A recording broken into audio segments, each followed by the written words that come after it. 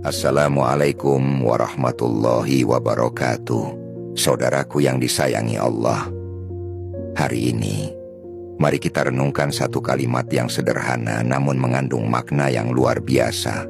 Kalimat itu adalah, tawaduk itu bukan merasa rendah, melainkan tawaduk itu di saat engkau merasa bahwa tidak ada yang tinggi kecuali Dia, Allah.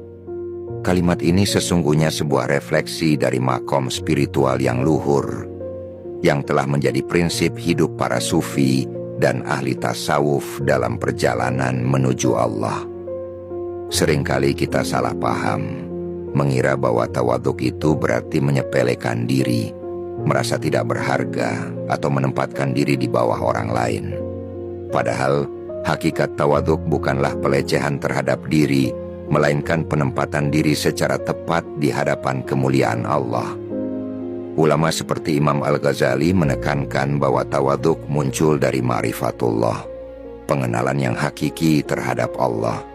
Semakin dalam seseorang mengenal Allah, semakin ia menyadari betapa kecil dirinya di hadapan keagungannya, bukan karena rendah diri, tetapi karena kemuliaan dan kebesaran Allah yang tiada tara. Dalam perspektif tasawuf, khususnya dalam pandangan Ibnu Athaillah dalam Al-Hikam, disebutkan bahwa salah satu tanda tawaduk adalah ketika engkau tidak mencari pujian dari makhluk, karena engkau telah sibuk memandang keagungan Sang Kholik.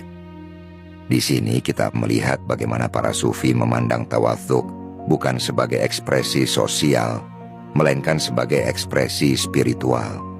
Sebuah kesadaran bahwa hanya Allah yang layak diagungkan, dan semua makhluk, termasuk diri kita, hanyalah hamba yang bergantung kepadanya.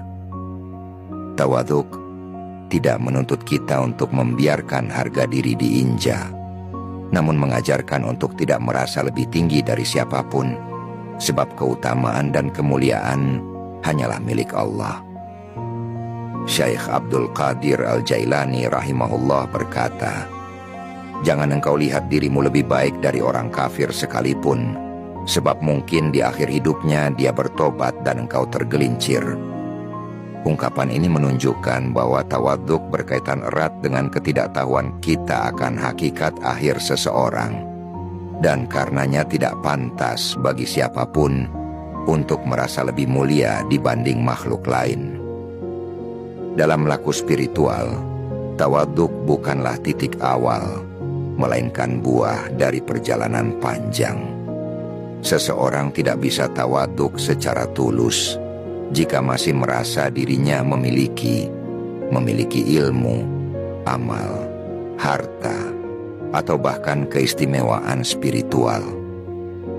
Makom tawaduk hanya bisa dicapai ketika seseorang telah mengosongkan dirinya dari segala keakuan, dan hanya Allah yang ia lihat dalam segala sesuatu. Dalam keadaan ini, pujian tidak mengangkatnya, dan celaan tidak menjatuhkannya. Ia berdiri dengan tenang dalam kerendahan, karena yang ia lihat hanyalah keagungan Allah, bukan dirinya sendiri. Tawaduk semacam ini bukan kelemahan, melainkan kekuatan rohani. Ketika seseorang menyadari bahwa dirinya tidak memiliki daya dan kekuatan selain dengan pertolongan Allah, la haula wala quwata illa billah, maka saat itulah ia bebas dari dorongan ego, dari pencitraan, dari kebutuhan akan pengakuan. Ia hidup dalam keheningan